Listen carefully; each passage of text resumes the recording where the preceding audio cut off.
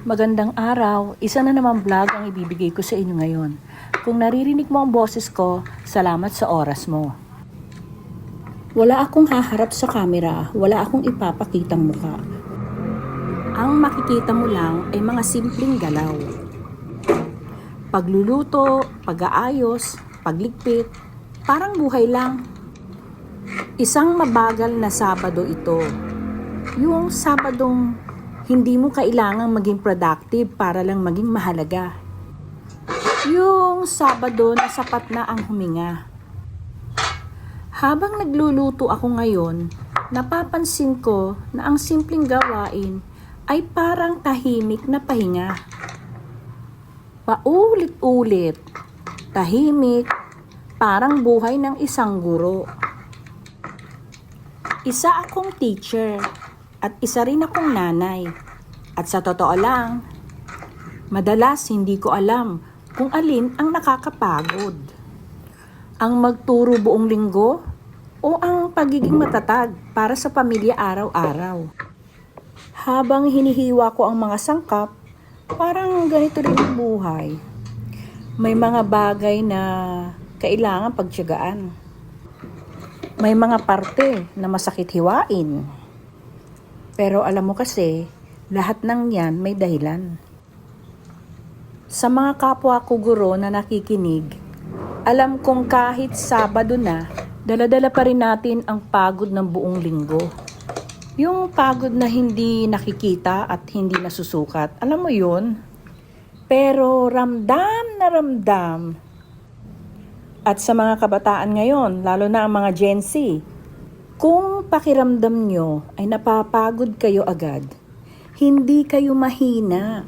Pagod lang talaga ang mundo. At okay lang aminin yon.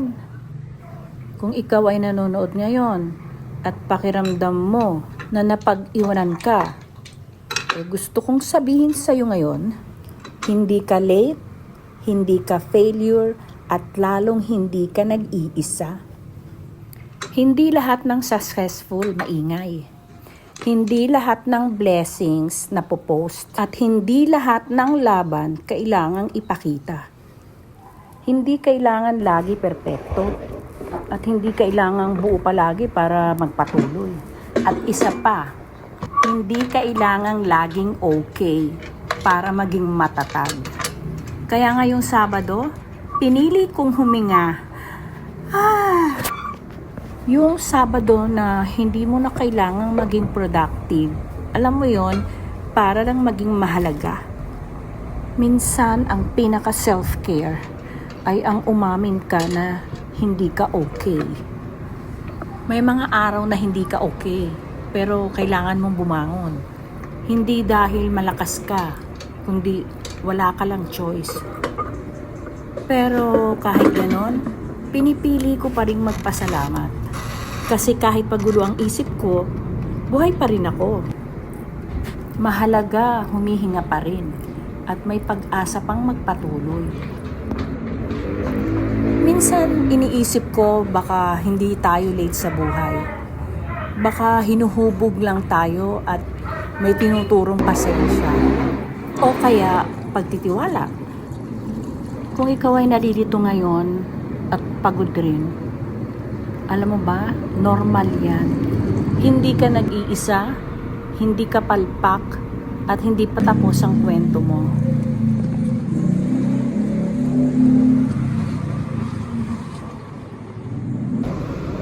Sa panahon ng pressure at comparison ngayon, ang tahimik na pag-usad ay tagumpay na rin. At saka, hindi lahat ng problema ay kailangang masolve. Yung iba, kailangan mo lang malampasan. You're allowed to slow down. You're allowed to rest. You're allowed to take care of yourself. Napag-isip-isip ko rin that health is not just pagkain or exercise. Kailangan mo ring magpahinga. At ang madalas nating nakakalimutan, itong isang bagay na to, ang katawan natin.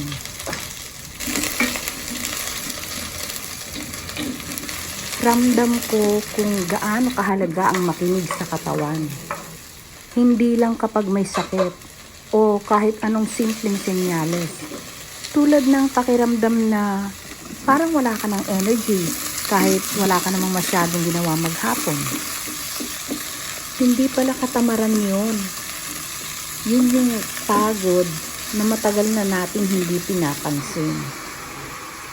Minsan iniisip ko, bakit ba kailangan pa nating magkasakit bago tayo huminto? At bakit kailangan pang sumuko ang katawan bago natin ito alagaan?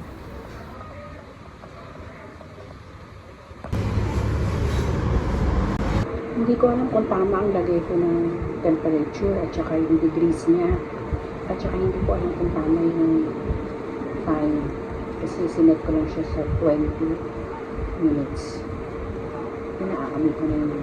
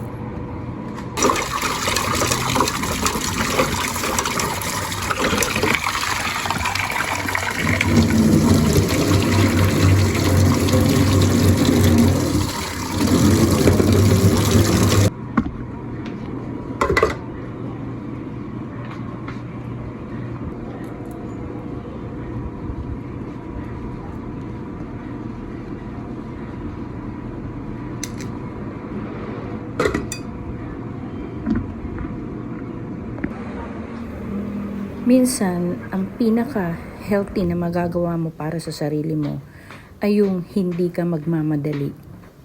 Yun bang hindi mo pinipilit ang sarili mo kahit may pwede ka pang gawin.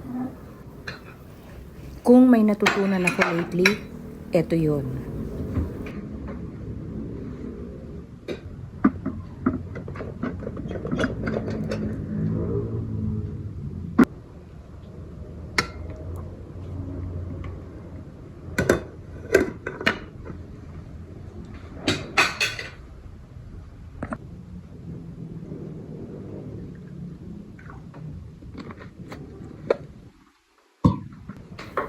Sa ngayon, sapat na lang muna nakahinga ako. Bukas na muli.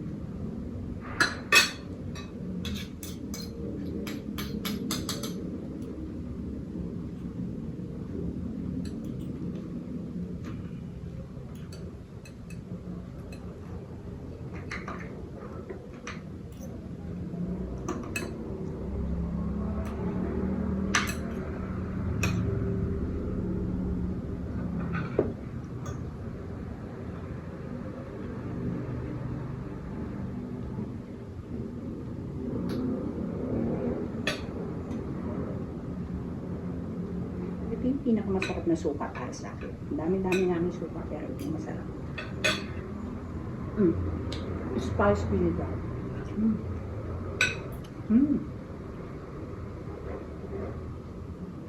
May tamang asim. Tapos may tamang